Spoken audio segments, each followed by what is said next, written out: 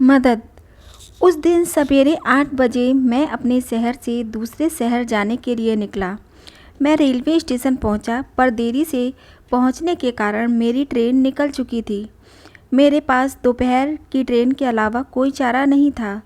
मैंने सोचा कहीं नाश्ता कर लिया जाए। बहुत ज़ोर से भूख लगी थी।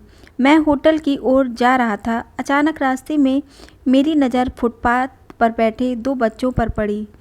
दोनों लगभग 10-12 साल के रहे होंगे। बच्चों की हालत बहुत ख़राब थी।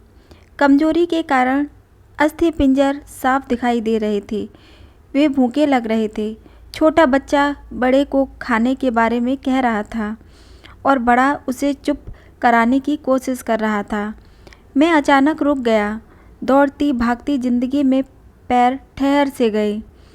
जीवन को देख मेरा मन भर आया। सोचा इन्हें कुछ पैसे दे दिए जाएं। मैं उन्हें 10 रुपये देकर आगे बढ़ा। तुरंत मेरे मन में एक विचार आया, कितना कंजूस हूँ मैं। 10 रुपये का क्या मिलेगा? चाय तक ढंग से ना मिलेगी। स्वयं पर शर्म आई, फिर वापस लौटा। मैंने बच्चों से कहा, कुछ खाओगे? बच्चे थोड़े असमंजस में पड़ गए। जी, मैंने कहा, बेटा मैं नाश्ता करने जा रहा हूँ, तुम भी कर लो। वे दोनों भूख के कारण तैयार हो गए। मेरे पीछे वे होटल में आ गए। उनके कपड़े गंदे होने से होटल वाले ने डांट दिया और भगाने लगा। मैंने कहा, भाई साहब, उन्हें जो खाना है वो उन्हें दो, पैसे मैं दूंगा। होटल वाले ने आश्चर्य से मेरी ओर देखा। उसकी आंखों में उसके बर्ताव के लिए शर्म साफ दिखाई दी। बच्चों ने नाश्ता, मिठाई व लस्सी मांगी।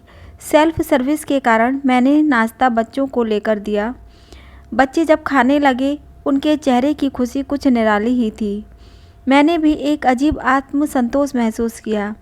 मैंने बच्चों को कहा, बेटा अब जो मैंने तुम्हें पैसे दिए हैं उनमें 1 रुपये का शैम्पू लेकर हैंडपंप के पास नहा लो और फिर दोपहर शाम का खाना पास के मंदिर में चलने वाले लंगर में खा लेना। मैं नाश्ते के पैसे चुकाकर फिर अपनी दौड़ती दिनचर्या की ओर बढ़ निकला। वहाँ आसपास के लोग बड़े सम्मान के साथ देख रहे थे। होटल वाले के शब्द आदर में परिवर्तित हो चुके थे। मैं स्टेशन की ओर निकला। थोड़ा मन भारी लग रहा था। मन थोड़ा उनके बारे में सोचकर दुखी हो रहा था।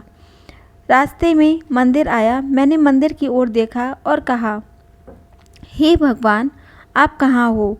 इन बच्चों की ये हालत, ये भूख, आप कैसे चुप बैठे देख सकते हो? दूसरे ही क्षण मैंने मन में विचार आया, अभी तक जो उन्हें नाश्ता दे रहा था वो कौन था? क्या तुम्हें लगता है तुमने वह सब अपनी सोच से किया? मैं स्तब्ध हो गया। मेरे सारे प्रश्न समाप्त हो गए। ऐसा लगा जैसे मैंने ईश्वर से बात की हो। मुझे समझ आ चुका था, हम निमित्त मात्र हैं। उसके कार्यकलाप वो ही जानता है, इसीलिए वो महान है। भगवान हमें किसी की मदद करने तभी भेजता है जब वह हमें उस काम के लायक समझता है। यह उसी की प्रेरणा होती है।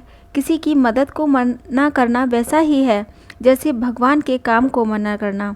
दोस्तों, अगर आप लोगों को हमारी कहानियाँ पसंद आती हैं तो हमारे चैनल को सब्सक्राइब ज़रूर कीजिए, वीडियो को लाइक कीजिए और हो सके तो वीडियो को शेयर अवश्य कीजिए। धन्यवाद।